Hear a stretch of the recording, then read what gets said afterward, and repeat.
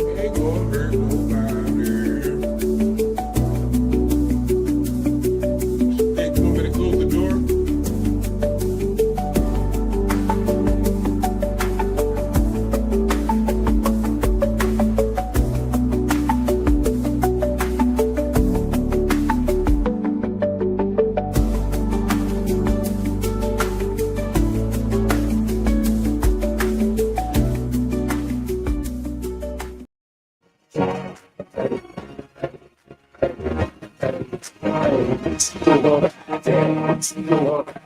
What?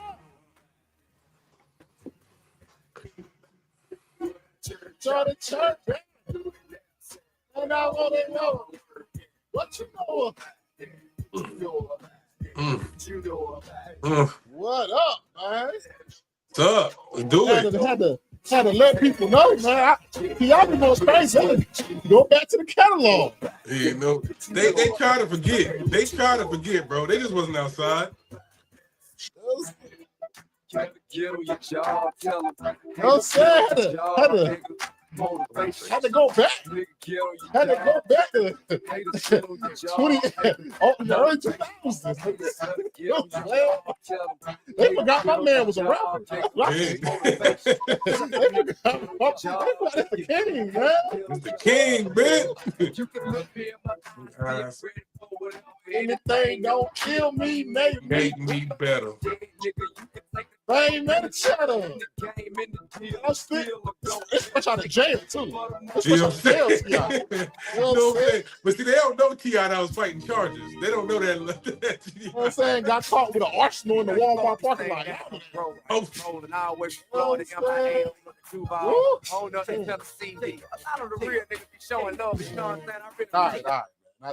Not too much. What's up, everybody? Welcome to another episode of IDK Sports Podcast, your premier spot to talk sports with the average guys.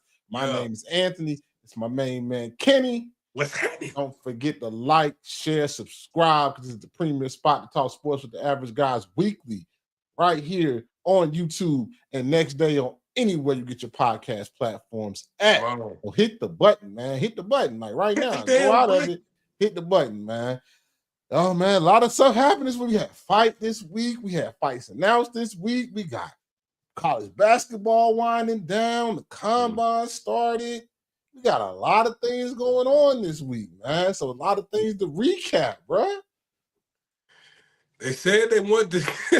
they were looking for the ball, so they sent me, bro. Let's do it. Hey, man, they was asking for the ball, so they sent me, dog. Let's do it. So we haven't. I was sitting here, putting the show together, and I was like, I think this week I think I gotta bring something back, man. So I'm just. Oh man. Gotta bring it back. You know what I'm saying? We haven't done it all year for the most part. So this is Anthony. Big dogs of the week, man. We back, bro. We back. I was like, Kenny been saying that you got to get back to the big dogs of the week. I haven't done it since football season ended, bro. Really haven't done it since football season ended. Yeah. But I was like, yeah. I said it's time to bring it back. So here go my big dogs of the week. First one, Scottie Pippen, man. I love it when you forget you playing a game and they go back to the street. So I'm going to go ahead and share my screen and show you what I'm talking about. You know what I'm saying? Show you what I'm talking about. You see, game going on. You know what I'm saying? Here we go. Kick it out to Scottie Pippen. Shoot that three. Knock it down. Whoa, what's that for? What's that for? Are we going to play ball? We going to play ball? Nah, fuck that. You. That's what I'm talking about. I love it. I love it. I love every part of it. This right here is my favorite part. Like, yeah, it's cool. Point at him. Let him know. That's what I'm talking about. I love this part of sports. I love it. I love every part of that, bro. Like, yo, let that man know. Can I say one thing? Being that we are in NFL combine season, if he's in the wrong sport, he needs to be pushing the sled somewhere. You see how 2 hands locked? Drove the seat. Come on, hey, finish the play. Finished the play. You know. Drove him to the ground. I love it. I love every part of it. Took him out the stadium. Go ahead, though. And you pointed at him. The point is what made him a big dog of the week. Because we done seen people get in the scuffles. But that point, when you pointed at him, I'm like, yeah, you gotta let him know. No, put a name on that. I love it. Ain't no sneak attacks, bitch. Yeah. Scottie Pippen Jr., big dog of the week. Next big dog of the week, Luka Doncic, man, had a game-winning shot he could have shot, but he passed that mug. And then made all kind of excuses of why he passed the mug. He said, y'all too far away. Luka, we just saw you shoot from the other side of the logo, bro. Stop playing. Stop playing. And LeBron was nice. LeBron's a great teammate because I would have passed that mug right back to him.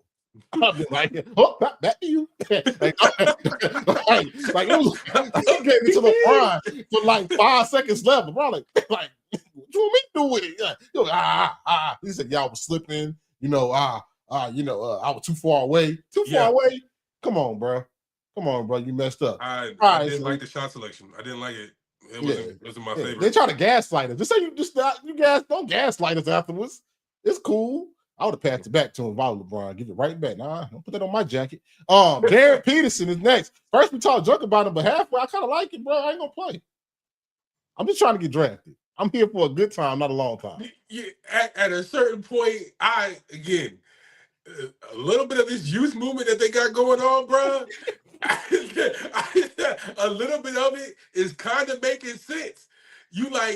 So we talking football? You damn right. I want the most money I can get right now. I don't care if I'm a Huser. I don't care if I'm a Hurricane. I don't care if I'm a damn Husky. I don't care. Where's my money? I don't care. My man Darren Peterson literally comes in, gets his 20 points and be like, all right, big dog. All right, yeah. All right, we good. I feel it. I work my 8 and leave too, bro. I ain't mad at you. Y'all do it every day at work. Y'all mad at him like y'all don't work y'all 8 dip. Boss like, you stay back. Y'all be already gone for they ass who want overtime. Out that though, real quick. That boy hit his averages and got the hell up out of there. But yeah, who next? All right, my man, Coach Robert Jones, NSU, hits a milestone in his last game, 250 career wins as a coach. Hey man, been at NSU for a long time, I think it's 15th year, 250 wins, man. That's big, man. NSU as an alumni, I can't be more happy and proud of like where our basketball program has been really since I've been in school. Like one of the premier, not just HBCUs, but he's built one of the premier mid-major basketball programs in the country. No mid-major. You better ask about it. You know what I'm saying? Ask Mizzou. Ask the big schools. Don't nobody want to play us. They know what it is. You know what I'm saying? It's over like 13 years ago, brother. like I just said Mizzou because I'm being funny. But like a lot of mid-majors, other mid-majors, and some lower tier Power 4 teams don't want to see us coming, bro. We come to win games. You know what I'm saying? So he's built a solid program. And the last one, NSU indoor track team, man, they don't won 5 conference championships in a row. Damn. Shout out to them, man. It's 5 MEAC championships in a row. Man, I don't care what level you're on to win 5, like 5? It's half a decade, dog. It's half a decade, man. Yeah, I better stop acting like HBCU students gonna make it to those pre-quals for Olympics too. They be in there. They be in there. Yeah, ask FAMU, ask A&M, as A&T. They be in those Olympic trials. So don't. I know my track homies get it. They be up there with your Mizzous, your Dukes, all them. Are you in? That's indoor and outdoor too. While we at it, we don't really get into too much track, but we could talk that too. So if we was to switch lanes for a second, we can get to some track. But I better stop acting like HBCU don't be having no presence up there. So shout out to NSU for that. Heavy on that one. So that is, man, brought back the new and approved. Coming back week after week. Anthony, big dogs of the week. All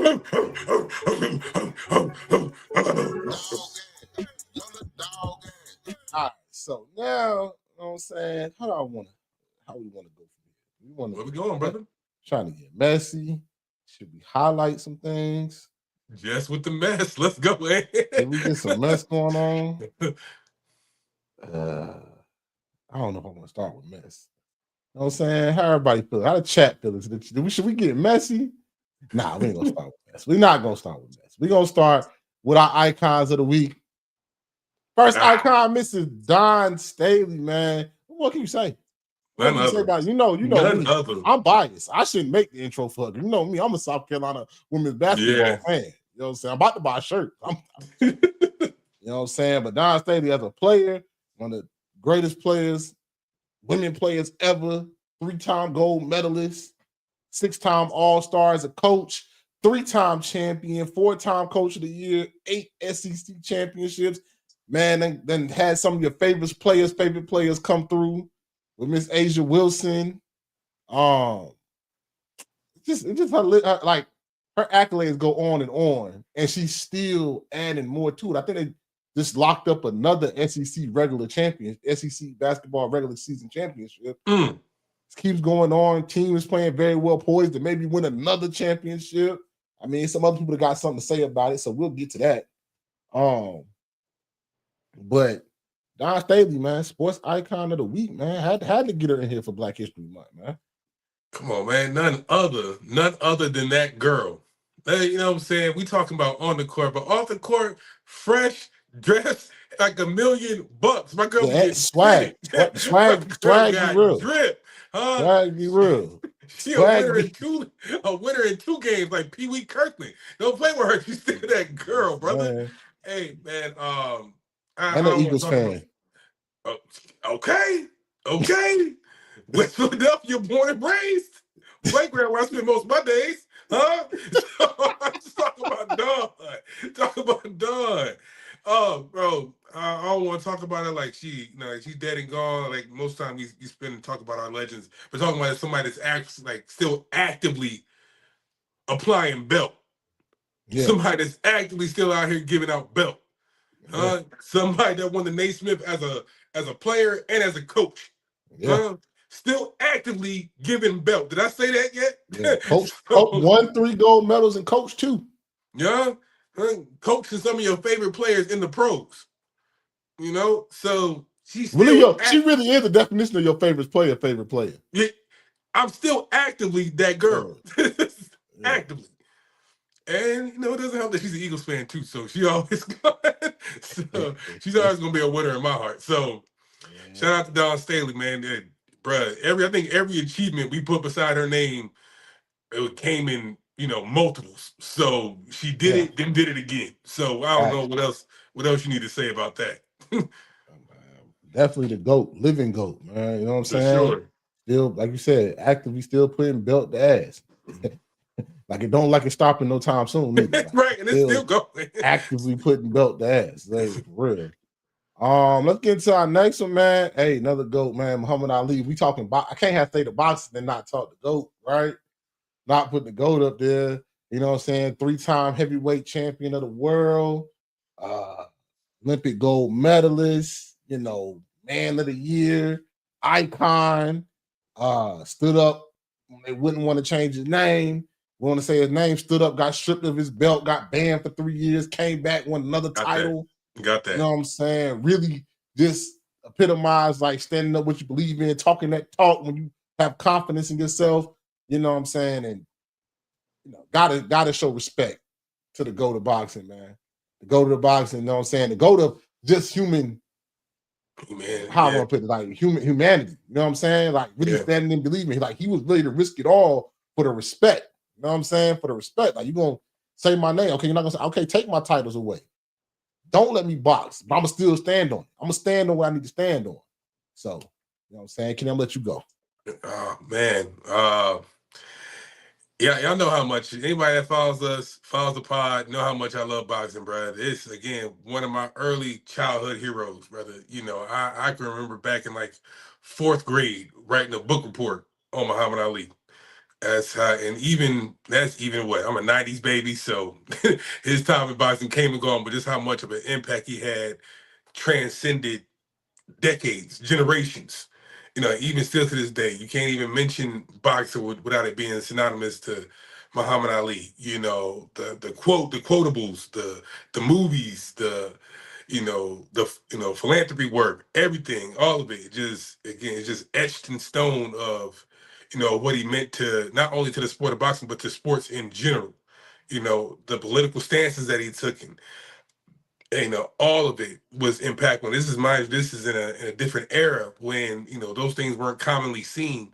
So again, bro, one of my early childhood heroes, and I'm sure many could say the same.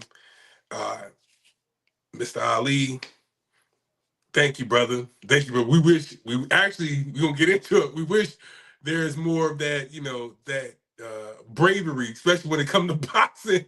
We wish more of that was still, on display. But again, brother, nobody can ever erase who you were. Yeah, hats off, bro. Gave us some of the biggest fights in American history. Facts. One ducking no smoke, like some of these cats that we're gonna talk about later today. He ain't ducking no smoke. They said George Foreman was out here killing cats. Got him out of here. Joe Frazier was out here overhand. Overhand. Joe. You know what I'm saying? They thought that they really was nervous. Like these cats be ducking smoke. When Joker he got in the ring with Sonny Liston. When Joker was really scared to get in the ring with this man, because you know what I'm saying? Put that out there. But you know what I'm saying. You know what I'm saying? Like it's different. It's different. That's why I'm saying, like, where's the fighting spirit? They had it back then with less money. You making more money. Some of these cats nowadays don't have that spirit. We're gonna get into that later. But that is IDK Sports. You know what I'm saying? Black History Month. Finished it out. Go back to the IG page to see all our black icons. Question ain't going nowhere. That's you know what I'm saying. See all the black icons that we highlight week. But this is the end of it.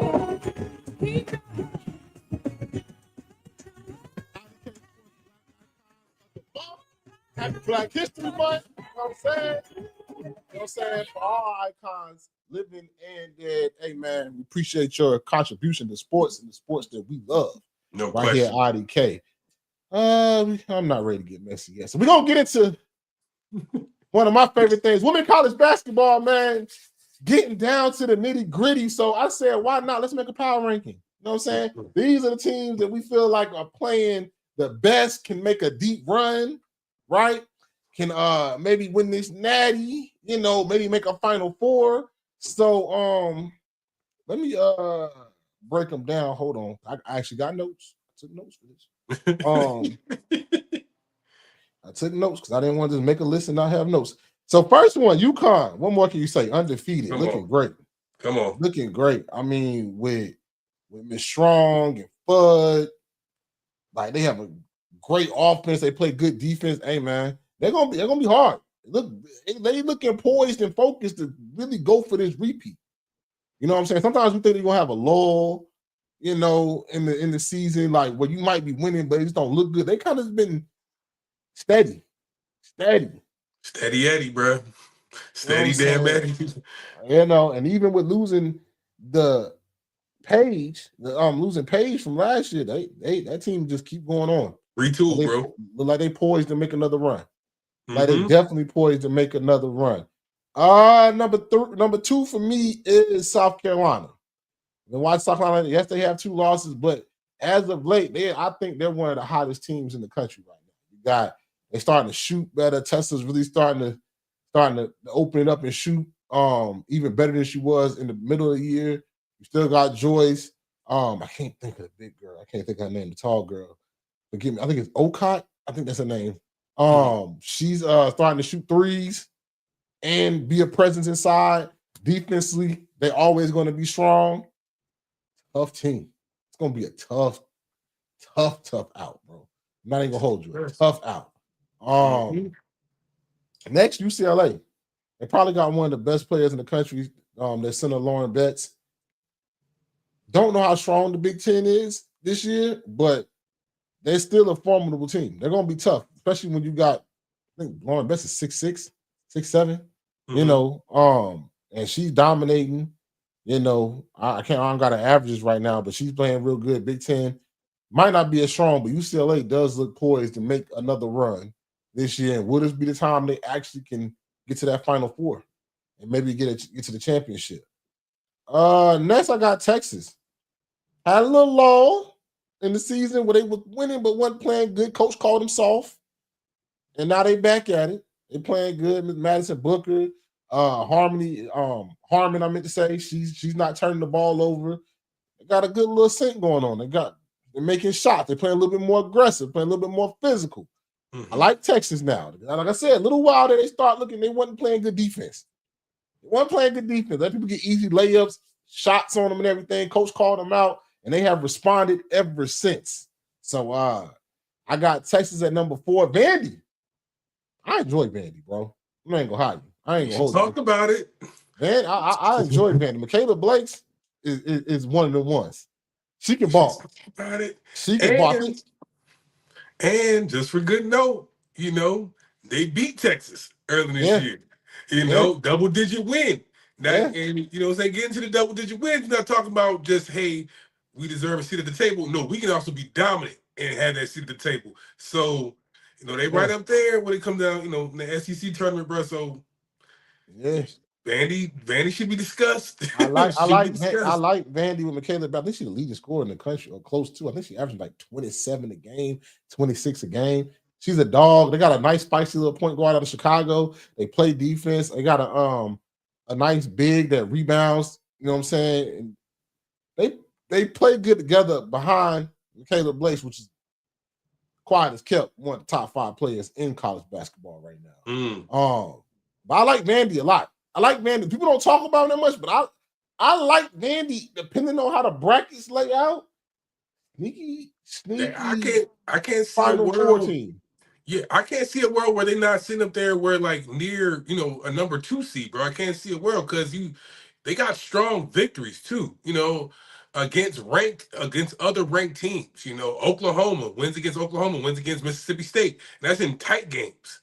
So again, if we're talking about like strength of schedule, being battle tested, all those things have to play a factor when it comes down to like, I let the bracketologists get more, have more technical terms about it, but all those things have to be factored when they get seeded, bro. So I forgot about the Alabama game, bro. Convincing wins against Alabama, like these are all tough wins against tough SEC teams, bro. So they're legitimately an elite seed that got to be considered. Yeah. So I like Vandy. I like Vandy a lot. Some honorable mentions. Going there 5. LSU. I think for a while he's starting to kind of get in the flow.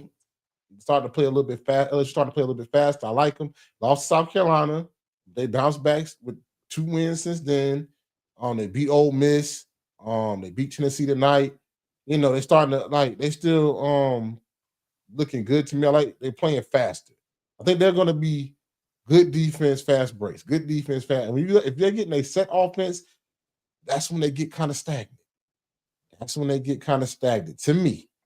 And then my next honorable mention, TCU Horned Frogs with Miss Olivia Miles, who I think is one of the best player in the country, me personally. And she's starting to warm up, starting to be aggressive, but also getting her teammates involved. They're starting to get hot at the right time. Revving it up a little bit. TCU, they couldn't make another run like they did with Haley Van Lith last year. I think Olivia Miles is a way better basketball player. So that's what I got as the power rankings for the women's college basketball. Can you got anything you want to add? Some teams you want to add? Some people you want to talk about? I have no squabbles with your ranking. I do keep my eye out for teams like Ole Miss. I see I see your point with TCU. They bubbling. Can never count out LSU. The homer in me, wants to mention Maryland. I can't leave my girls out. Yeah. Duke look good. Duke is on a long winning streak. Carol Lawson and Duke girls are playing good basketball. Good basketball. They got they showing movement, bro. They showing movement in the rankings, and they got some notable win streaks, and they both climbing, in their own, in their in the ACC conference, bro. So I can't just leave them out. But, bro, at the end of end all be all, bro. I had no squabbles with your rankings, bro. I'm really excited about this tournament. Really excited about this tournament, bro. Can't wait to see it get going.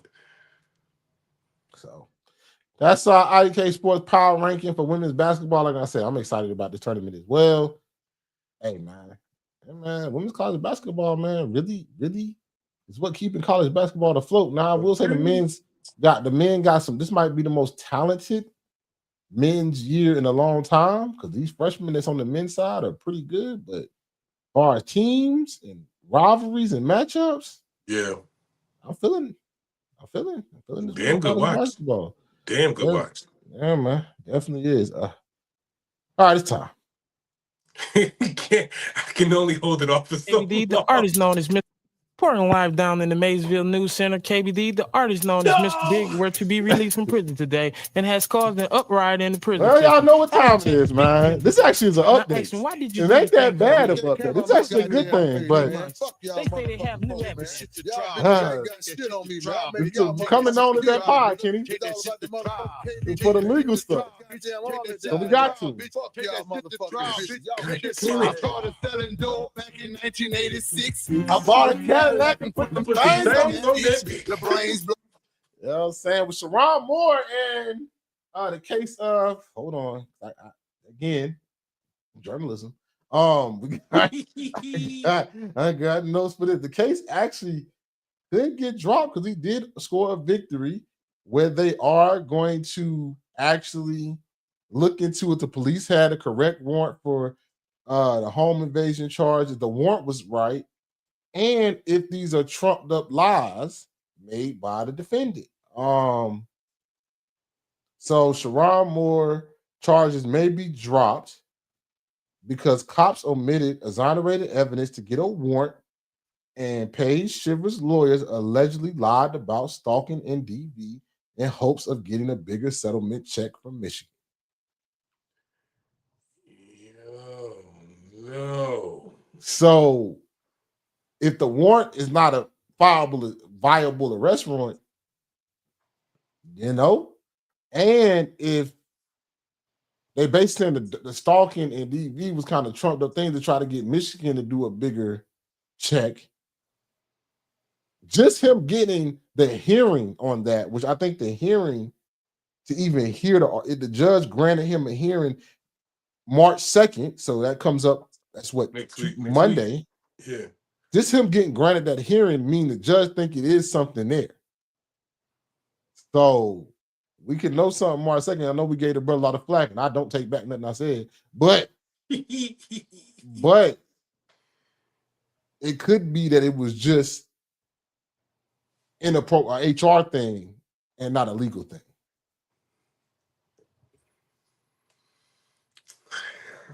Brother, listen. I hear what you're saying. And I even hear the point that his attorney is fighting for dismissal. Huh? I get it. But your ass shouldn't have been there in the first place. I don't care. We shouldn't be talking about this. You should be in Indianapolis with your boys rooting them on because I done seen about 3 Michigan players just today at the combine. Get it together, coach. Get it together. Go ahead, man. I don't care. I guess King don't show no grace. I mean, the brother might, hey, man, had inappropriate relationship, bro. That's it. That's all he had. It might not be a case. Not my black household. Won't let that happen. All right, man. So let's get into the nitty-gritty of this pod. Like you saw, State of Boxing is something that we do every once in a while, especially when the State of Boxing is still not where it needs to be. But let's talk about last week's fight. All right, let's start with the first one, man. Martin versus Allright ends in a draw. This fight right here was my most disappointing one for Frank Martin. I had a lot of hope for this fight with Frank Martin. As you saw with the parlay I put out there. I said that he was going to win this fight. I thought he was going to get Allright out of here. Now, not here. Allright is starting to prove himself as a quality opponent. I know he's this fight against Frank Martin might open some doors where he might get more fights. You know what I'm saying? But Frank, this was your moment, bro. This is your moment. And I'm gonna keep it a buck, which I think you lost the fight, actually. I think you might have lost that fight. But you were the name, so they're not like when you the A side, the B side has to beat the A side. You know what I'm saying? So it was I can see a draw, but my scorecard was kind of I had you losing. I had that one round. I had one round. Actually, I think I might have you beaten by 2 rounds. But it was close. It was a close fight, but that's the whole problem. I think it should have been a close fight. I think this fight kind of disappointed me, bro, in Frank Martin, bro. I thought that he was gonna win this fight and get back to that. Maybe I could contend for another championship. Drawing like this, bro, you might be in gatekeeper status.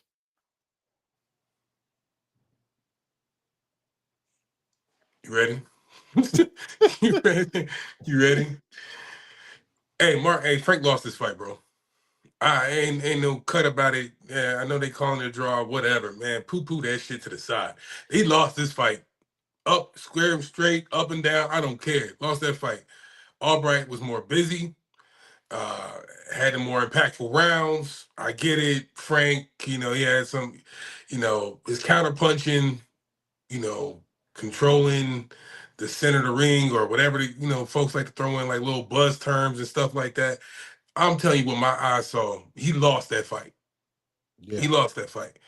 I think it took, I will give him grace in that it did take Albright a while to kind of find his distance. I think a lot of his shots early, he kind of overshot Martin, missed him, grazed him, didn't really know his distance again.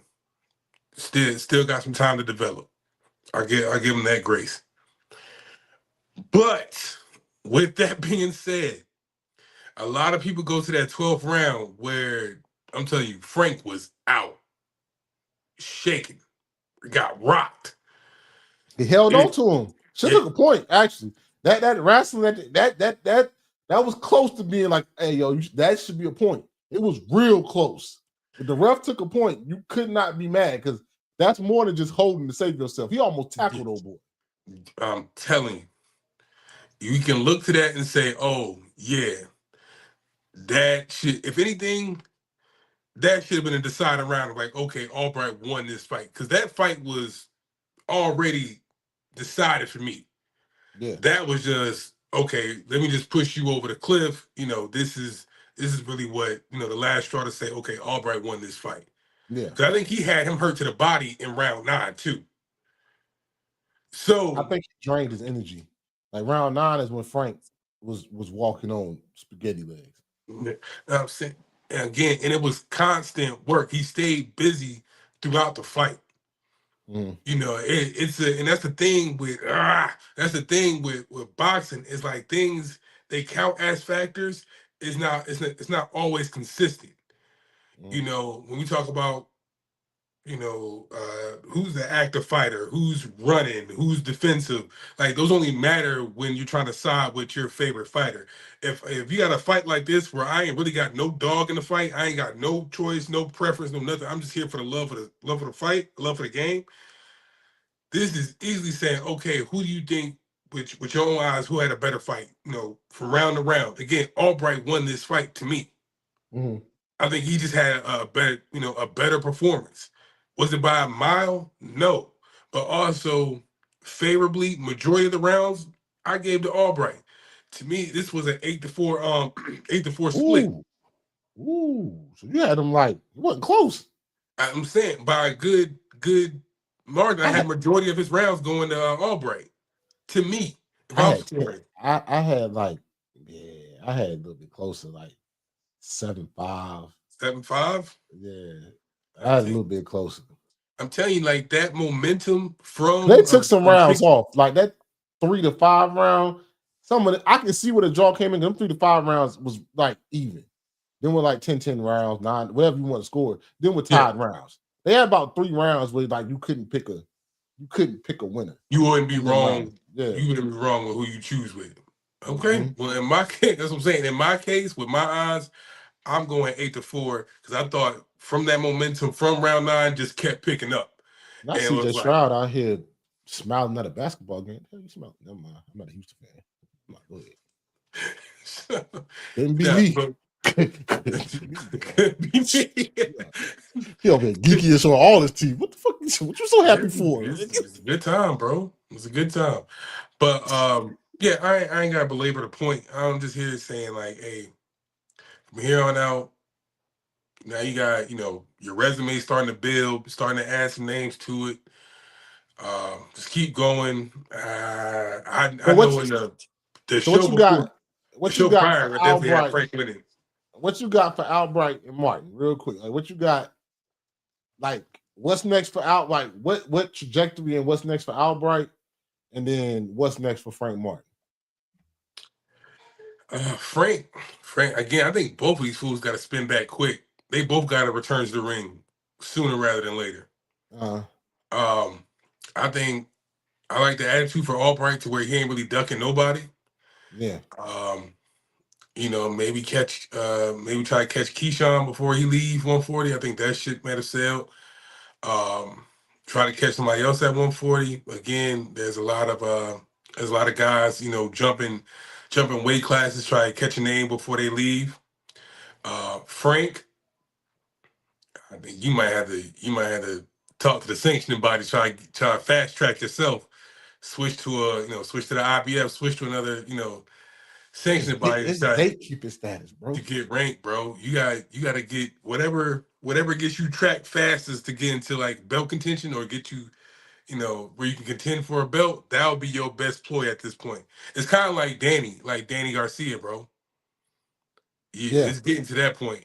Yeah. Where that's good. That's a good at a certain point, you gotta pivot to where you can like, all right, what's gonna get me to my last probably and he's a young fighter too. This I hate to say this.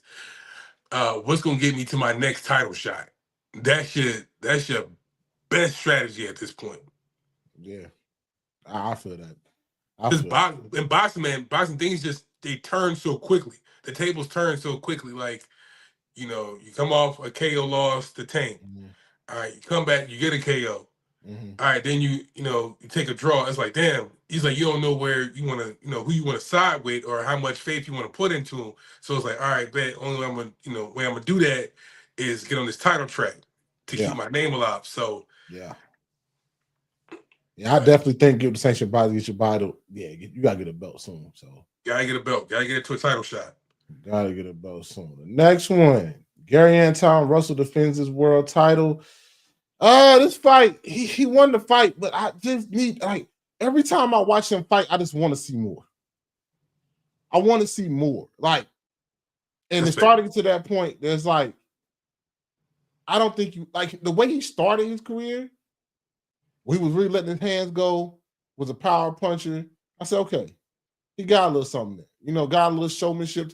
He had a little something there. But ever since he won the world title and been fighting like better competition and more, on bigger cards, it's just I'm like, even his brother, I don't know if you saw that part in the corner. He was like, bro, come on, man. Come on, you just he leave, I feel like he leaves something in the tank every fight.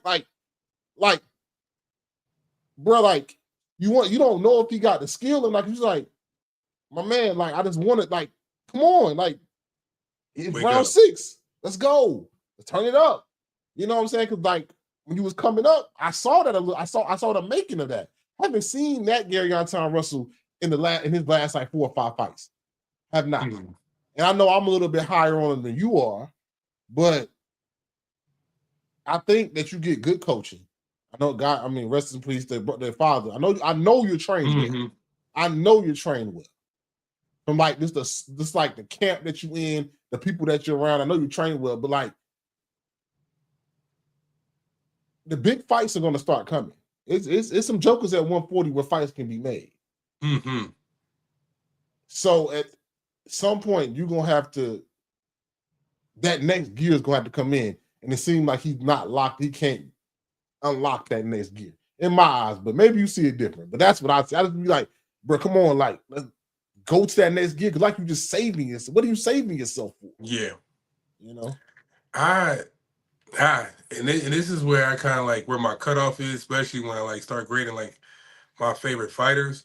Is it's just that. It's those simple characteristics, right? That kind of separate the good from being great, the great from being elite, right? Like for Antoine Russell, Gary Antoine Russell is like, I don't see no killer instinct.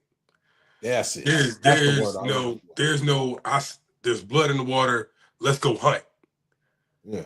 No, I think there's a distinct line between being a great fighter and being a tough fighter.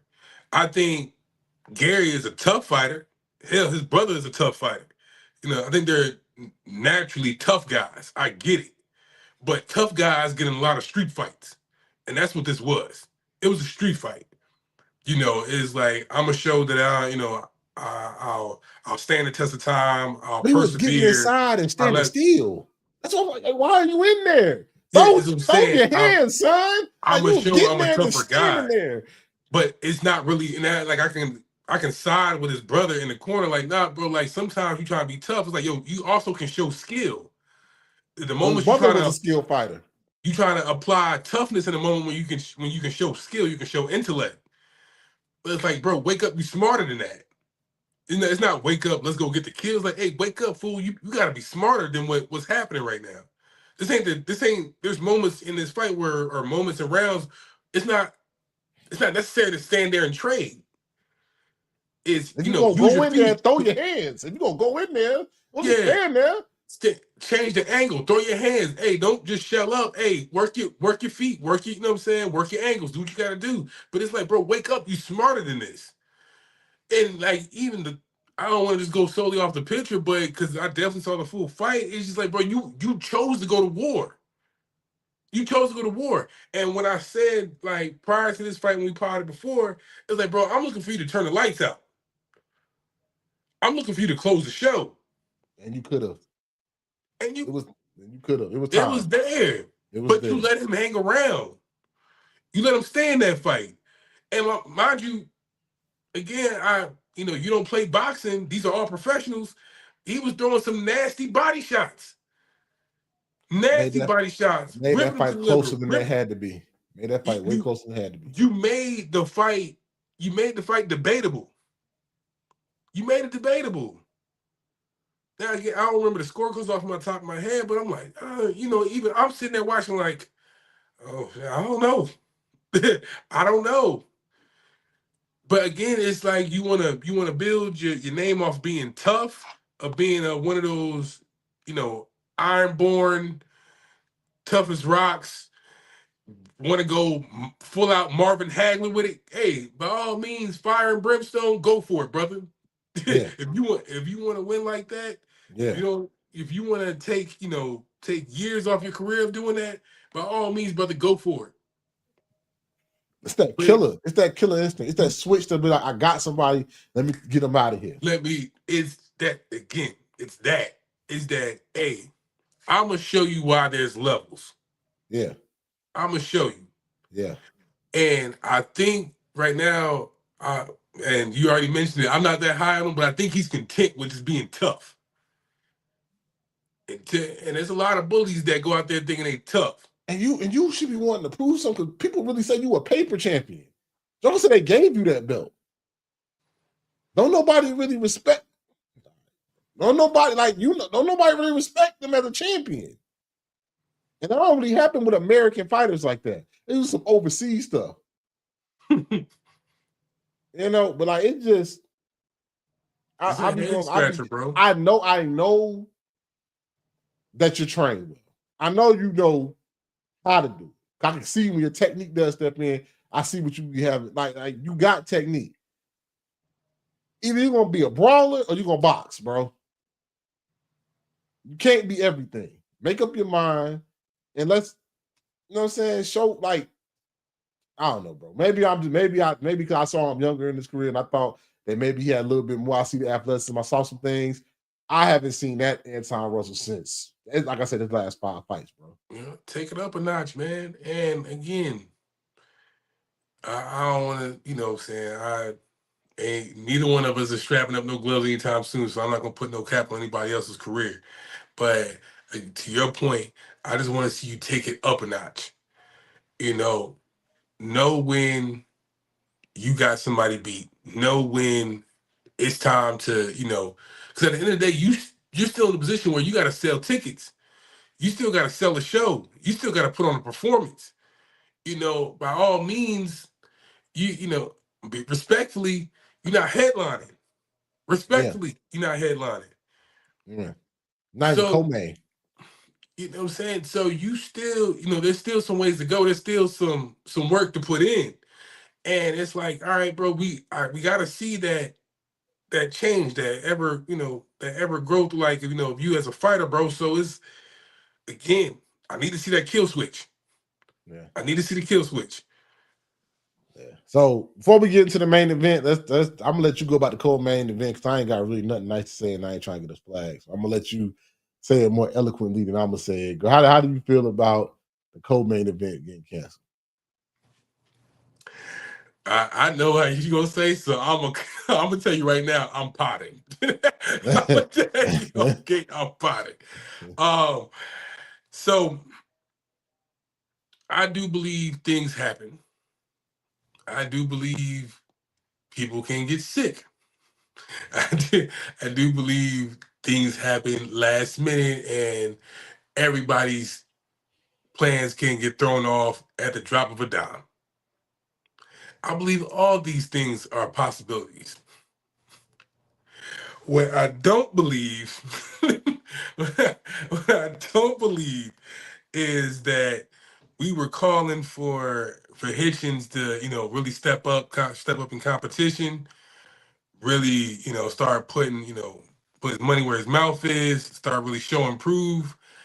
And then, we got a battle tested fighter like Duarte step in and is like, now you bedridden, you you on IVs. Is that how, down and out is? Hey, but again, going back to my first point, anything could happen. But what I'm telling you is, I'm gonna need to see you back in that ring before this year's up. Bro, them jokers don't want to I'm make gonna no need to see money. you back in that ring, and that's where I rest my case at. All right, that's it. We ain't gotta talk about it no more. Let's get to the main event. The one that actually happened. Garcia dominates Barrios. Starting to become a common theme of seeing Barrios get his ass whooped, just walking straight into punches. Like, I don't. He does the same. Like, what camp do you be having, dog? What camp do you be having? I don't want to hear nobody talk. I don't hear Mario Barrios talk ring or boxing like for a while, bro. Like, he always got that same look on his face. High guard, just walking into punches. I'm like, bro, like you do this against Pacquiao, that against Tank. You do that every time there's a big fight that you got named for yourself. Yeah. Just walking straight into punches. Walking straight into punches. Walking straight into punches. Now, mind you, Garcia, I did like the way he looked. I think he was focused. I think he really wanted this one. I do think boxing is better with him being the world champion. I do think that helps. This is a very big help for boxing. Yeah. We'll get to that with some fights that we think should be made, but did what he had to do. Dominate him. Barrios at some point just couldn't do nothing. I mean, it like at some point now, I don't like how many more shots does he get? How many more titles does he get? Not how many more big fights do you even want to put him on? Not many. But here's the lucky part of it. There's not that many names to throw around at 147 either. That's what kind of keeps you in the game. And that's kind of why, even ever since he moved from 140, it's kind of been on borrowed time. Yeah, when he was a champ at 140, it was cool until the water started heating up and he jumped to 47. Then it was cool when he was at 147. Then the water started heating up again. And when I say that, like names starting to show up in that division. Real skilled fighters started showing up in that division. It was like, it's time to go. It's time to go. So I'm gonna say this, man. Cats like Barrios, and I was kind of shying away from Russell. I don't believe he's there yet. But like Cats, I'll say this just for Barrios. You don't have an elite trait. There's nothing that makes that kind of makes him stand out to the next fighter. And I'm not just saying that backdates to Tank. That backdates to when he won his belt at 140. It's like you kind of a weight bully at 140. Heavy puncher, could jab, dot dot dot. But again, we talking about cats that's been fighting since they was kids. They usually work out those kinks and add more things to their tool belt. That hasn't happened for Barrios. I don't think there's no elite trait that you can kind of like put your money on that he's gonna be out. He's gonna be more this or out this than another fighter. You don't really see that from him. No. So when again, I don't want to say average, but when like above average skills show up to somebody that has a dominant trait, such as a Garcia with a hook, a left hook, and he put his right hand to work this fight. Actually dropped him with a right. Yeah. So that has heavy hands that can got power punches. Somebody that does have a calling card, it shines. It shows up. It's inevitable when it's matched up with like above average skill, or with somebody that doesn't have an elite trait. So that was just on display, bro. And it was literally nothing you could do because you have nothing elite that you can call on that's going to help you survive any fight. So, hats off to Garcia. To Ant's point, boxing is better for you to be a champion. It does make the matchups a lot more funner to make. It does sell more tickets. It does make the view count go up on promo runs. Yeah. It does help the streaming numbers. Again, life is better. The world is better when Yeah. there's excitement into it, and Garcia adds that. So, as off to Garcia, right? You got your name back in lights again. Run with it. Do what you want. You left it all on the ring. Shout out to you, brother. Yeah, man. Hey, man. Like, dominate fight. Like I said, this is good for boxing. For him to be a champion at 147 with the people and the fights that can be made at 147. I think it is.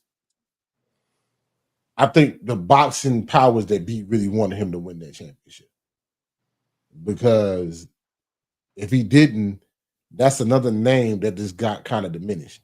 You know what I'm saying? Because it would have been okay, like you lost to Rolly. It wouldn't make sense for the Haney fight right then and there. You know what I'm Yeah. saying? Like you would have needed, yeah. It would have, yeah. It's good for them. It's good for boxing. It's good for boxing. So just before we get into the fight that posed to happen, right?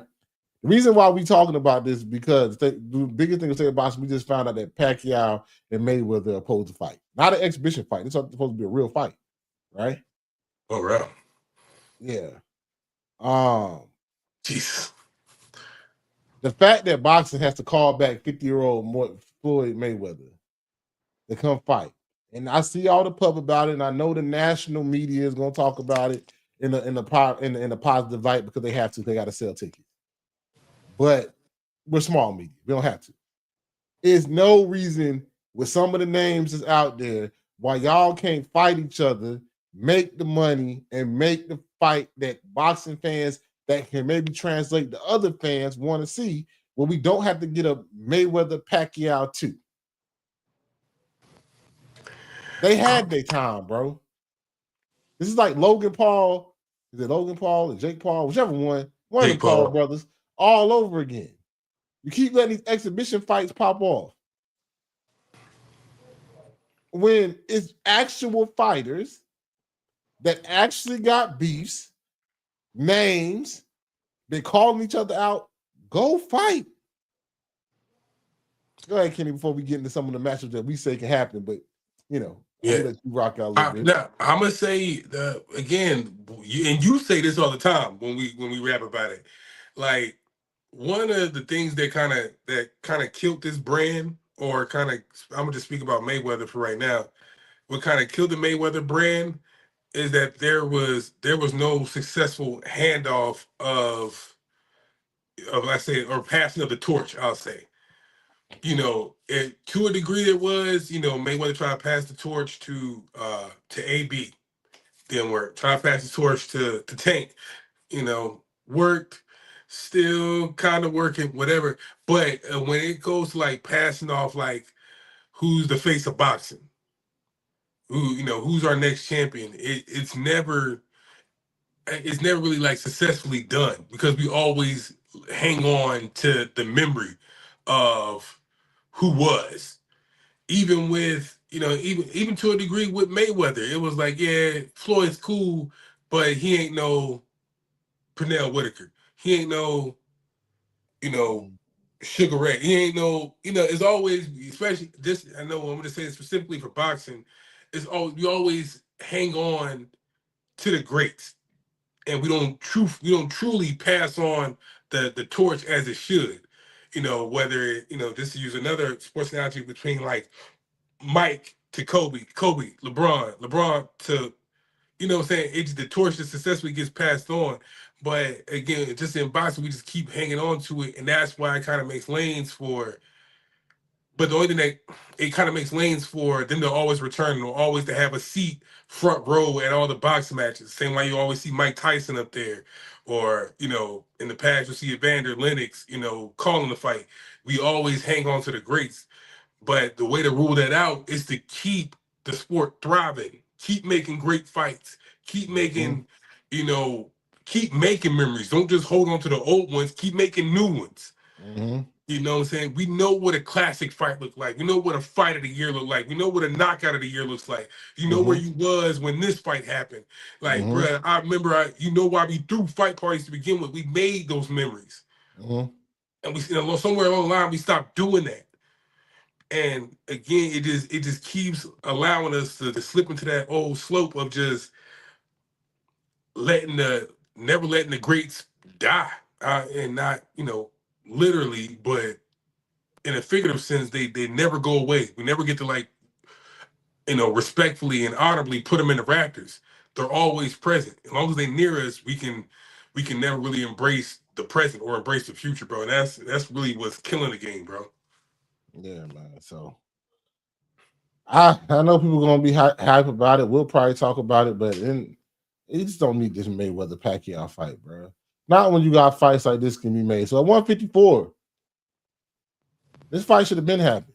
I don't know what's taking it so long. It still got an April date, but it's in legal stuff. I don't think it's happening in April because Ortiz is still in with basically suing Golden Boy.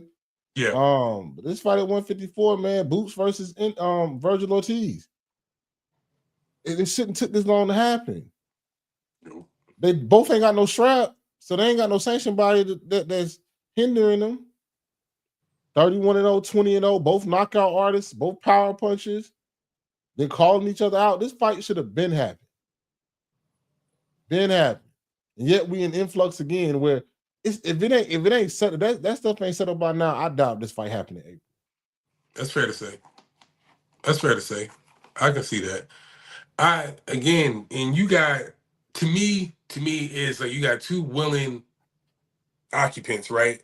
I don't think this is a case where somebody's ducking somebody. I don't want to, I don't think it's one of those word around town is that somebody's running off on somebody. No, I think this is a fact of like, hey, you got two budding stars, promoters in the way, but so I don't want to keep harping on old takes that we got, but so many times it's the damn promoters is the BS that comes along with this game that kind of get in the way of it. It's like, no, let's just let that fight build. Let's let the narrative, create itself. Let's do this. Bro, we trying to see Titans clash. I don't know if boxing has that much rope left. I don't know if we have that much runway left to let stories develop.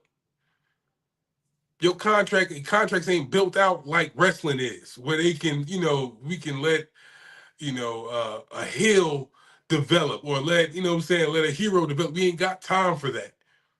I don't know if we got that much lifeline. How many damn networks are we down to now? How many's left in the in the hat of names? I don't know that many networks that's left to put boxing on, bro. You know what I'm saying? So we gotta remove the ego. This fight should have been happening. I'm talking about this fight is electric. Electric if it ever hits. Yeah. Two fools with knockout power. I'm talking like I can put on a true show. A show to where you can't really take your eye off of it. I don't know how many times we've seen a fight like that where you know, especially nowadays, where you can actually look away from your TV. Yeah. It's not that, or that you like you want to throw something for. And these are two cats in a prime. You gotta capitalize on that. Gotta make that happen. But then, even if the promoter that don't fall through, why is this not being talked about? Now this might be a little ducking going on with this one. But that man that said, "I'm down to fight any of y'all," and everybody ain't nobody responded. I'm talking about Jamel. Why? Yeah. Boost is 31-0. All right, you was late to the party. All right, when them welterweights, you came in at a bad time. When all the welterweights like the Arrow, the Buzz, all of them didn't want to fight you because it's like, okay, I got to make my money fights now, bro. I ain't got time to be fighting young blood. Yeah. He only got it like maybe 7 more fights more than you. Mm-hmm. He is the former undisputed at super middle. This fight fails. If Virgil people playing, let's make this happen. Hearn, you and Heyman can make this happen. I don't know why this fight doesn't happen. If Virgil's not going to be able to fight, if Golden Boy, he's suing Golden Boy, and Oscar De La Hoya ain't going to let that fight rock, which that's a whole nother story. If I'm Boots, at some point, Boots, you can't keep fighting scrubs and mandatories. 31-0, you got to go fight the dogs. And what bigger dog does it get in the form of undisputed super middleweight, super light, 154 champion of the world? All them straps everybody got is his. Only person that responded to his call out was Sebastian. But he got to fight Thurman real quick. He said to Thurman, we can get it popping. I think you're absolutely right, bro. I think this is the next pivot. If I'm Boots, right? Like, to your point, if Virgil, they're gonna be tied up in litigation, or if it looks like this is gonna be dragging on for a minute, hey, let that dog go. let that go. You know what I'm saying? If you handle your business, trust me, that deal's still gonna be on the table. But to me, this is the next pivot. Now, where the hang up could be for me, and we can talk about this, is that, all right, you've been away for a while. You've been away. And I even heard Charlo kind of like hint towards this. He was like, hey, Hearn, hey, Eddie, I heard you got a young boy, Booth. Tell him I said what's up lately. We can make it happen. But make sure you get my money right. He said that. Make sure you get my money right. Now, that's where I say where the hang up is for me. If I'm Booth, I'm like, hey, big dog, I get it. I know who you are. I get it. I don't know. I get it. About to say, that's what I'm saying. We can talk about it a little bit. I get it. You think that Boost is an A fighter? I get it. Hold, let me land. Let me land for a second. I get it. I know who you are, brother. I feel that. But also, you think we about to get some fight talks popping, and you already coming out the gate saying, hey, talk to me nice? Yeah. Yeah. Oh, bruh, unless again, unless we just motivated on like, hey, I'm about to take, I gotta put old Yella down. That's the only way. That's the only way. Cause bro, I still gotta make my money in this. I still gotta make my money. Hey, bro. This is what it is. If I'm Jamel, if I'm Jamel, I'm the boxer. I'm the boxer. The only reason why these straps ain't mine, the only reason why I'm not the king of this division, because my brother was going through some stuff, had to keep that money in the. I couldn't let that $100 million bag fall off. I couldn't. So I had to go fight that man. But the rest of y'all know what it is. Hey, bro, they know. And you should, and brother, and for that reason and that reason alone, I think you should replace Boots with your brother in this clip. but now I'm gonna let family business stay family business. But my point, what I was trying to say though, is that if you already coming to the table like, hey, this got to be in my favor, or talk to me nice, you already having that attitude about it, bro, you probably gonna be able to pick the date.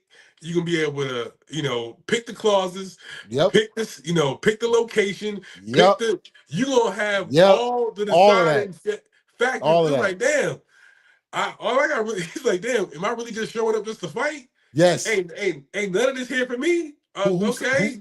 I know Boots your man. I can't even ask you this question. Can't even ask you No, this question. I can be fair. You come on, let's talk. Let's talk shop. If this fight gets solidified, right? Say this fight happens, right? Who gonna be on the road selling this fight?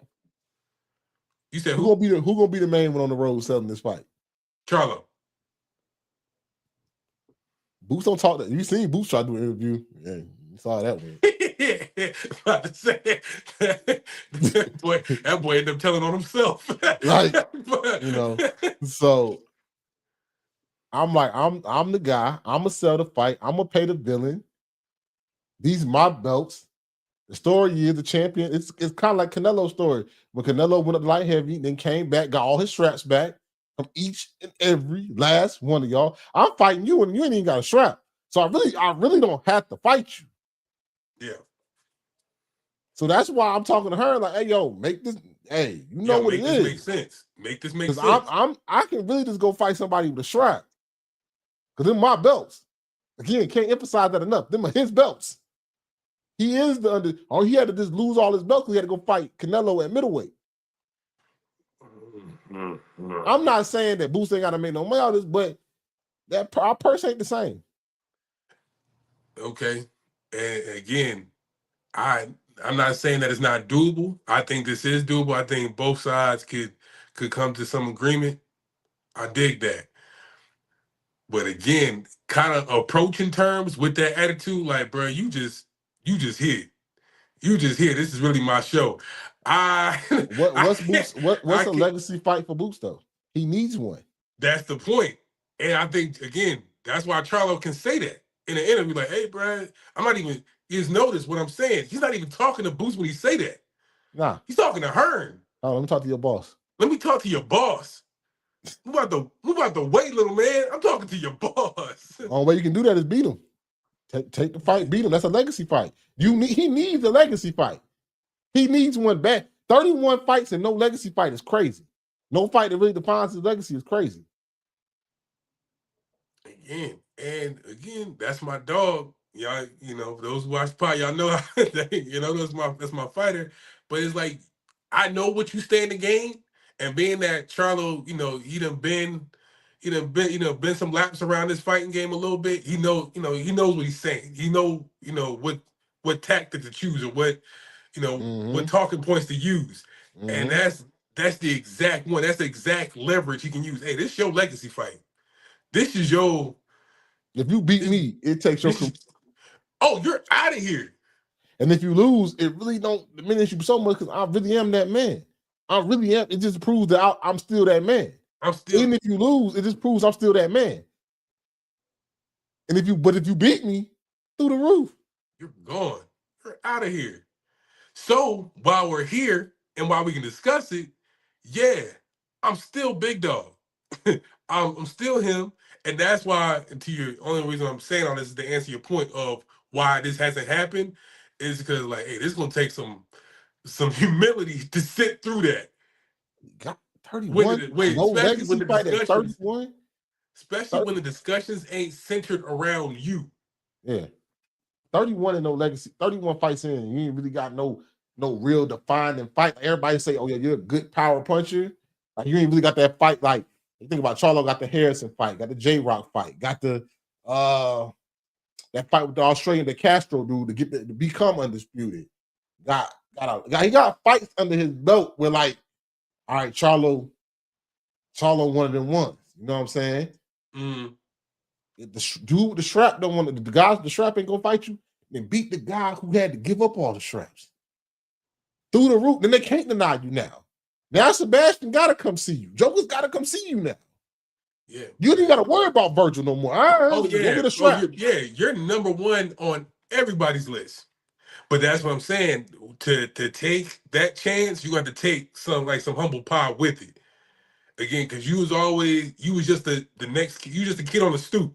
Like, yeah, when he grew up, he might get a chance at Spence, or when he grew up, he might get a chance at Bud. This came at the wrong time. Again, you was the middle child, bro. Honestly, and that takes some humility when you start approaching these negotiations. Like, he's just not there yet. So that comes with, in a case like this, you gotta be B-side. You gotta be little, you gotta be little bro. Yeah. It takes that. Yeah. It takes that to make fights happen. All right, let's get into some of the couple more fights. This one I like a lot. I would like this fight to happen. Love this one sooner than later. I'm not even Love gonna that. hold you. Norman versus Keyshawn. I think this is the fight that Keyshawn should take before fighting the Haney or Rolly. Not Rolly. Is it Rolly? Rolly a welterweight champion? Yeah. Yeah, or fighting the Garcia. I think Keyshawn take this fight. A former champion. I think this fight can prove a lot for both. Keyshawn wins this fight, establishes himself really at 147, beating the former champion. Norman could say that Haney fight, the way I look, was just a fluke. If he wins, I think both of them could make this fight. I think this fight should happen this year. Yeah. Make it happen. And then whoever wins this fight catapults themselves to another championship bout. I think Norman has a lot to gain from fighting Keyshawn, and Keyshawn has a lot to gain from maybe beating the former world champion. Devin will be there. He'll be there. Yeah. Just, I think this fight should happen this year. I'm not hearing much about it. Maybe it catches steam as like other things happen, but I would really like to see this either on the undercard. I really think if you do it right, you might can sneak this where Keyshawn can headline his own fight again, depending on where you put it. I don't know if Norfolk gonna let him back. But nah, he ain't coming home no time soon. Yeah, but like I think if you layer it in the right times, Mike can get this as like another headline fight for Keyshawn, where you can put some backing on Keyshawn and see if you can get his name, because he is a name. I mean, he got the personality and everything. So I really want this fight to happen like this year. Yeah, this fight was sell, bro. So even if this land at, I'm sure this were to happen, this would probably still land on somebody's co-main, right, or somebody's undercard or whatever the case may be. But this is, this is still a redemption fight for both sides. Yeah. Norman saying, hey, like, hey, bro, I know that last fight left a nasty taste in your mouth. Hey, look, but I'm still back on it. Keyshawn still trying to, keep, trying to get his face clean off that, that incident in Norfolk, bro. So I think, if you want to write a redemption tale, this is where you need fights like this for the narrative folks in the room to kind of be like, okay, we getting back to something. Now we getting back to the essence. Because truly, again, here we go again. No fight, no belts on the table. There are absolutely no belts on the table. We just here for the love. We here for the love of, there's prospects in the room, and we want to see two former champions go toe to toe. Yeah. Yeah. This fight game boiled down to, it never came down to jewelry or to belts or to, it really came down to it. Prize fighting got added to it. Now we're just talking about tournament style, bracket style. You beat him, so you can now make this matchup. So you beat him, now you can make that matchup, bro. We just trying to getting back to the point where we can start crown who's the best. Mm-hmm. And if at the end of the day, with all these 4 or 5 belt, 4 or 5 belt era, whatever you want to call it, if it's not strategically placed for us to do that, to get to who's the best and who's undisputed, then we're all wasting our time. Mm-hmm. So getting back to what we got in front of us, Keyshawn, Norman, bro, set it up. Because if we that shit gonna end in a stoppage. It's gonna end in a stoppage one way or the other. I can tell you that for a fact. This shit won't see a card. It won't see a judge's scorecard. Yeah, I think this fight needs to happen this year. I hope the powers that be, which I don't have faith in, can make it happen. But I think it should happen this year. Another fight that I think should happen this year. This one, Devin Haney and Ryan Garcia. Ryan Garcia did his part. Beat Barrios, got a strap. End of the year, they should unify. End of the year, this. I know Haney talking to other people. I know Ryan Garcia have a high. This should be the next fight. This should be the next fight in the year. I know.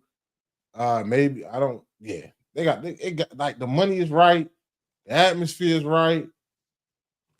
Everybody wants to see it. It's a big money to be made off of this fight. Did Garcia better? Is Garcia better than Devin? Or was it the PEDs?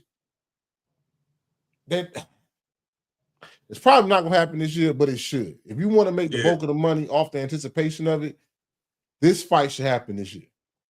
This year. This fight should happen this year.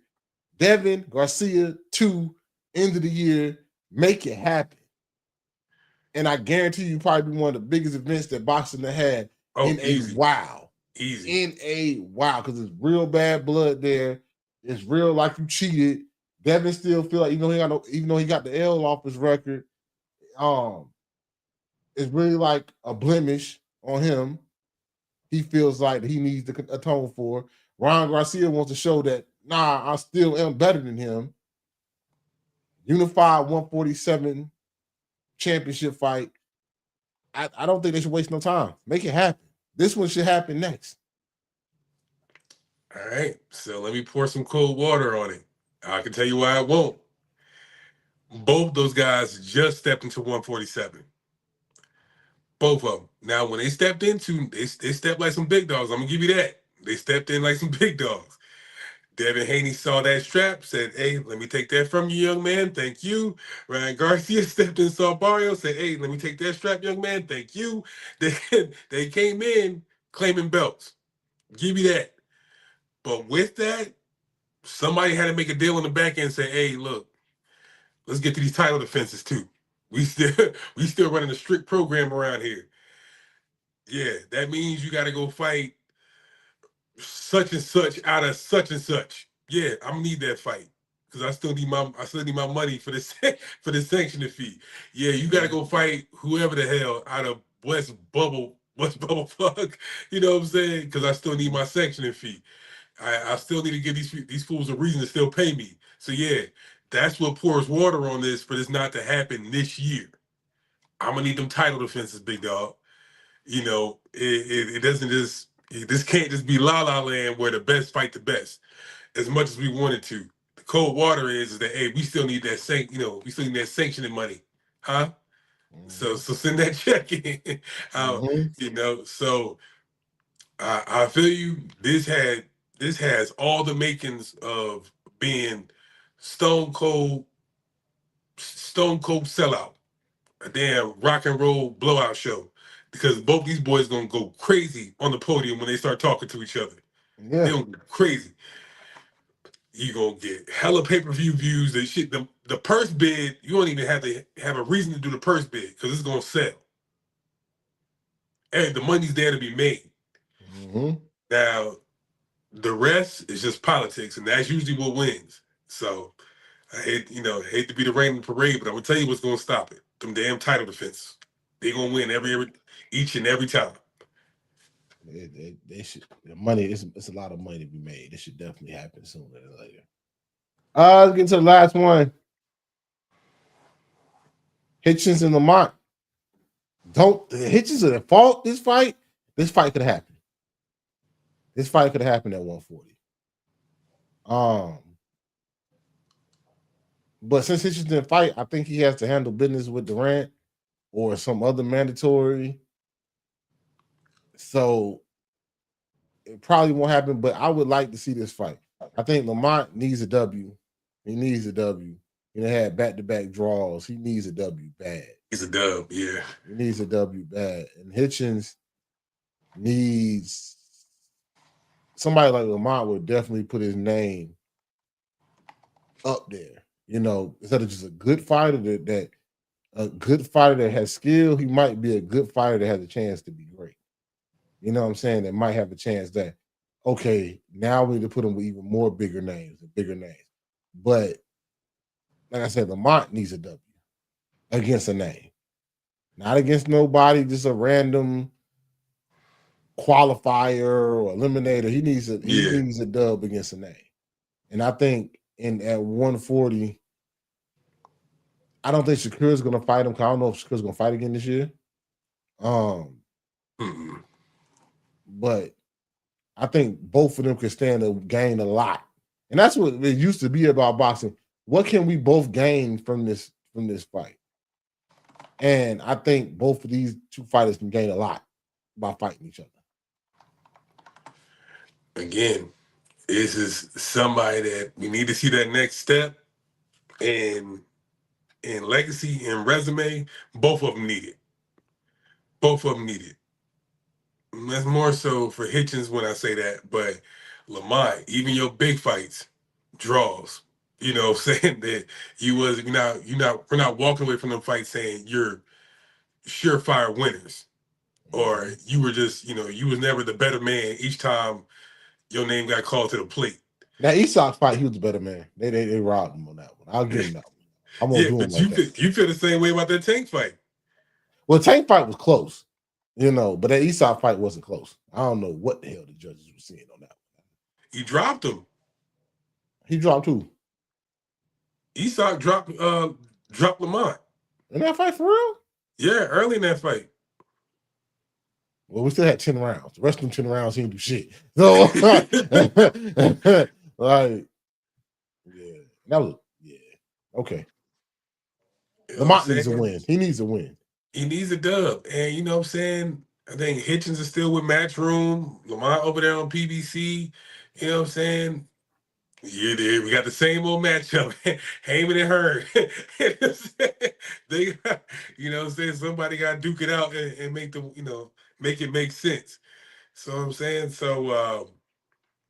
then when it comes down to, I know Lamont gonna be there, but you think your boy Hitchens can get out the hospital bed to make this fight? So, and he still gotta keep his face clean off the Duarte fight. Ain't no way you can't just skip that one. Can't just skip that. You gotta go make that right. So again, I'm just here to be the cold water or be the rain in somebody's parade. You know what I'm saying? Things got to be handled on all sides for a fight like this to be made, bro. That's all I can say. Yeah. So, I just hope he gets one fight. I can if Gary Anton Russell fights again, that'll be a great fight for Lamont. Who else running? That's also the same. Lamont don't ever. He can also choose to go back to 135. You know what I'm saying, and make do down there. Who we fighting Who would you fight on 135? There's hella vacants down there. There's hella vacant belts down there. You can go down there and coast. But does he want? I think this time Lamont just don't want to be. He had been a champion. I think he wants the name recognition now. Yeah, if you want to go where there's smoke, I get it. You'll stay at 140. But if you want to go and, you know what I'm saying, collect some straps and, and get up out of it. I mean, he's 30 years old, bro. I mean, I'm saying it like he's old. He ain't old. But, like to your point, he about, 30 fights in? Yeah, 29. About 30. I can see him not just chasing belts anymore. Like, hey, bro, I need name. That's why he fought Tank, moved up. Then he moved up the fight Tank, right? Yeah. So, fought Eastside. Fought jokers that got names. You know what I'm saying? I can go, he can go down to 135, get a couple straps. But now it's about the strap need to come with a name. Legacy fights, like I said. Legacy defining fights. Everybody's game plan ain't the same, you know what I'm saying?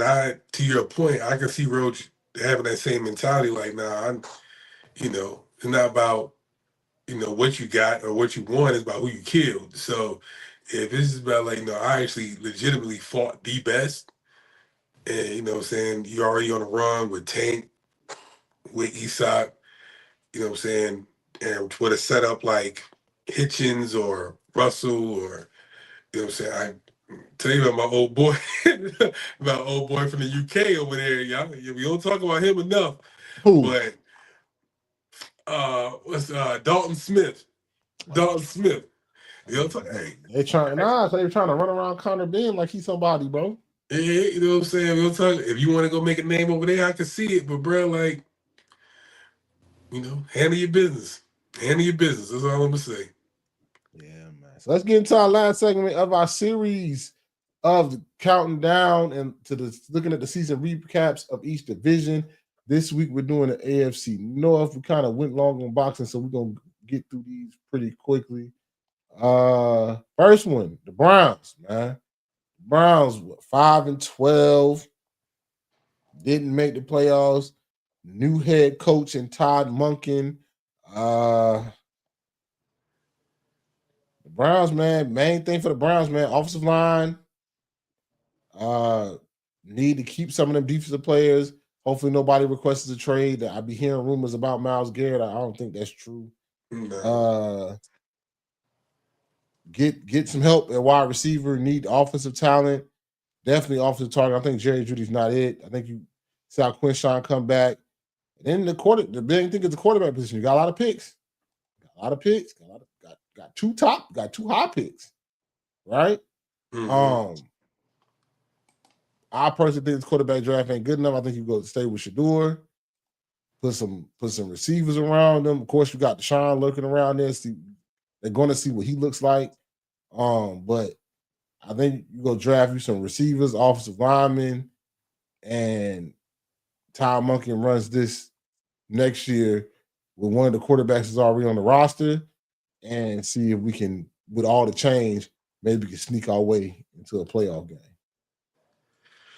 All right, is Shador your guy? I'm gonna just cut straight to it. Is Shador your guy or not? Are we still holding out hope for Deshaun? Who's your guy? I know, hey coach, I know you just got in the building. I know you just now still setting up your office. You didn't really have a chance. You just when you got here, you had to jet off to Indianapolis to watch the combine. I get it. But who's your guy? You find that out, you find your direction.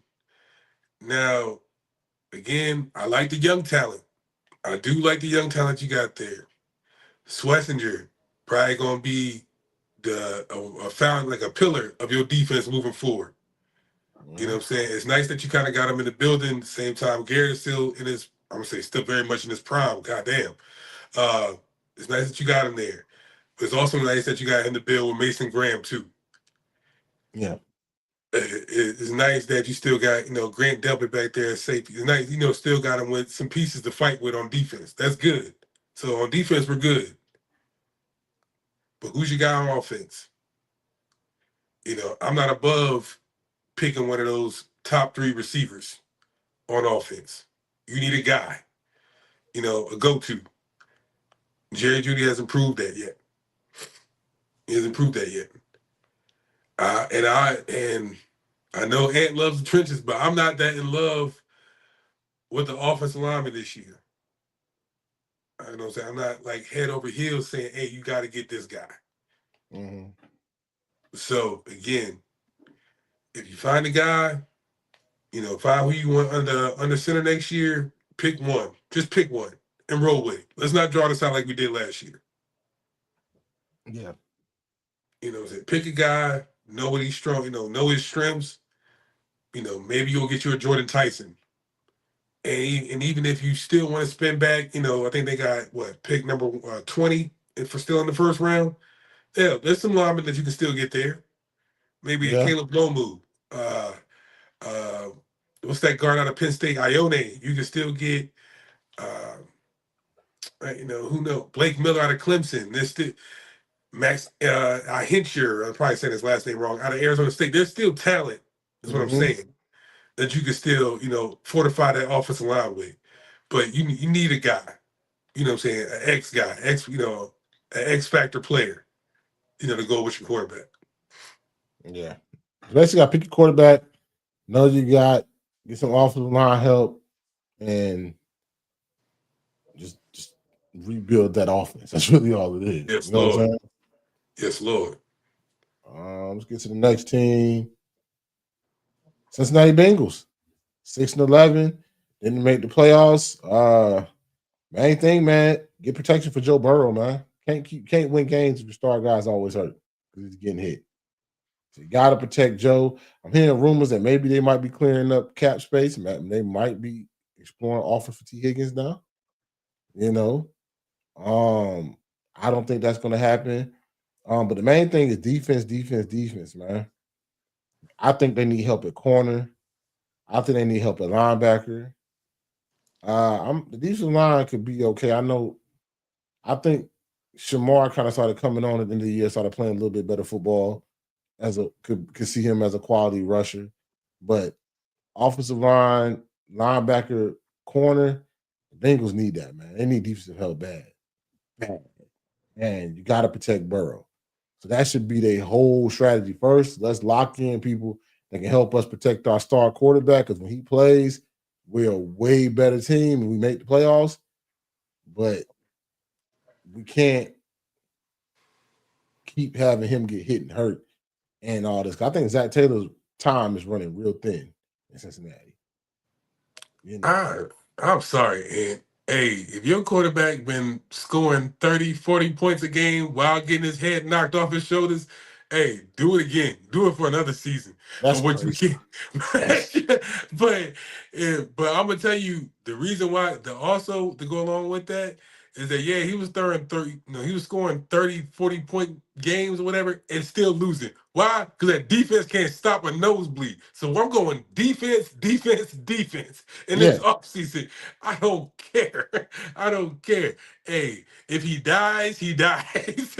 But we at least gonna stop that the opposing offense from scoring at least once or twice.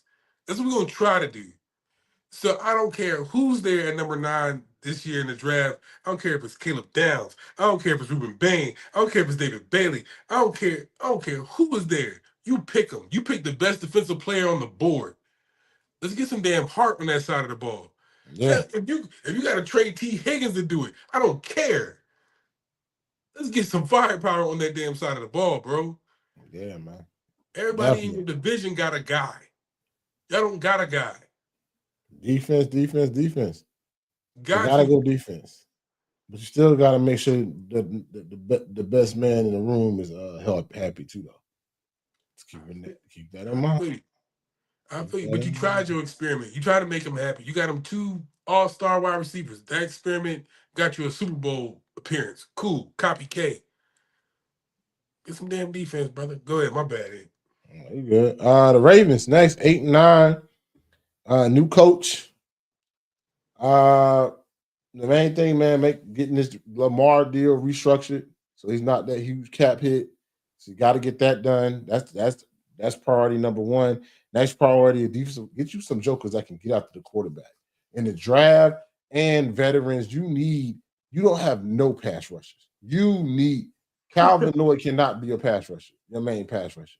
You need to go draft you a guy, pick up a guy, everything. Some people say, oh, their secondary was like, I don't know how good the secondary is. They had no pass rush. They had zero pass rush. Can't cover forever. Zero. Yeah. I think that guard position on the offensive line needs to be solidified. Need to go maybe go, like I said, veteran or draft. Need to get you the offensive lineman. And then playmakers, man. It's time to start. Maybe we can unleash and really start going to maybe go get a playmaker for Lamar. Like more than just Zay. Let's go get in tight ends. Let's go get a receiver that's a playmaker. Another outside receiver. Like it's time. But the main thing is you got to get that deal restructured. That got to get done. Because he can't be on the roster with that big of a cap hit. So hey, touche, brother. I feel it. I agree wholeheartedly that you do need a pass rusher. You do. I mean, I love the versatility of a Kyle Hamilton being able to drop in the box, also being able to drop in zone, play. He's damn near a nickel at this point. Like, I get it. I love the versatility. But when at the point where it's a damn mainstay that he has to stay in the box, he has to, just for run support, you ain't getting nothing out of that front 7. Nope. You ain't getting no push, no juice, nothing to fight with. Like, bro, you pretty much committing 5 or 6 each time.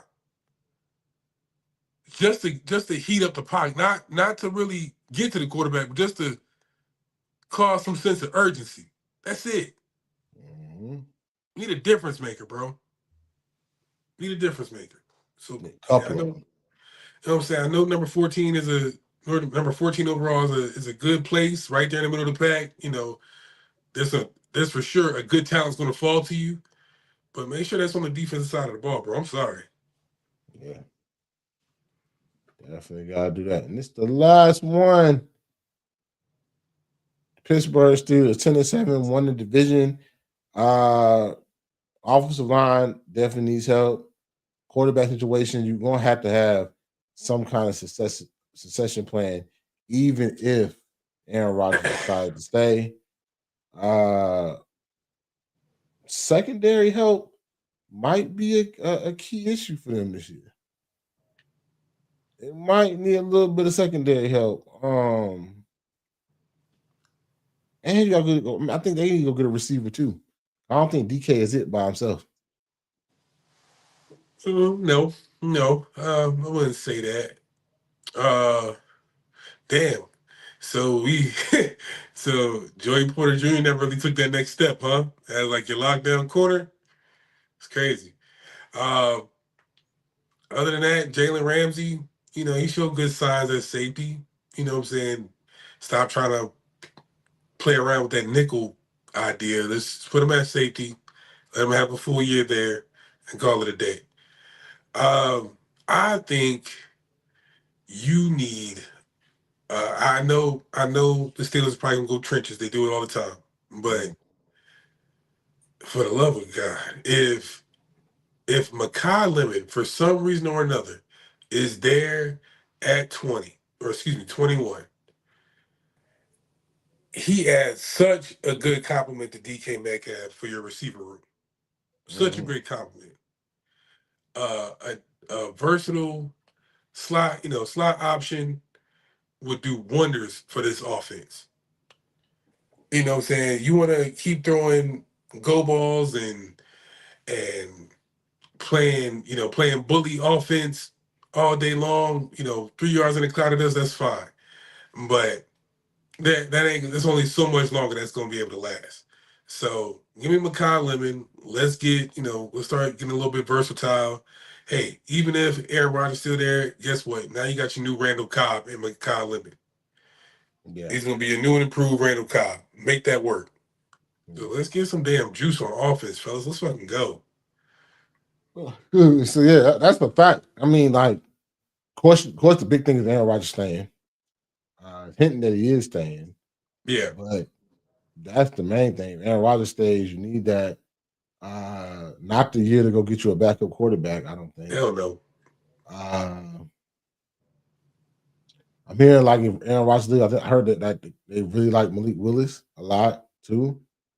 Maybe get him from Green Bay. So we'll see. His backup days are done. Man, he looking for a job, a starting job. Yeah. So I mean, this division is crazy, right? Only because this division has been like steady coaches, long-term coaches and stuff like that. Yeah. Now you got what, 3 new coaches in the division? Yep. 3 new coaches, all in that division. No more Mike Tomlin. No more Harbaugh at the Ravens. Different coaches. Huh? All 4 of them, right? Because the fancy's gone too. Yeah, Zach Taylor's still there. My bad. Zach Taylor's still there at the Bengals. So it's that AFC North division could like really be back to where it's supposed to be. And I think football needs the AFC North to be where they're supposed to be. Some of the biggest fan bases in the North. Like I said,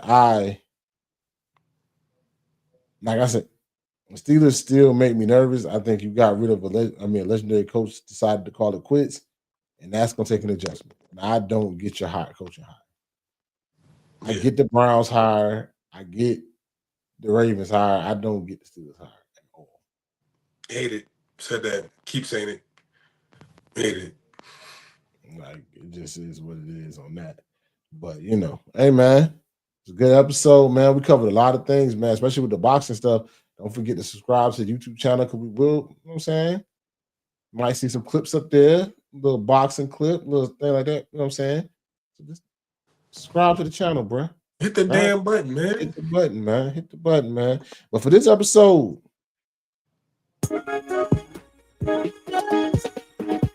no IDK Sports Podcast, your premier spot to talk sports to the average guy. My name is Anthony. My main man Kenny. Don't forget to like, share, subscribe. And until next time. What's up? I'll holler.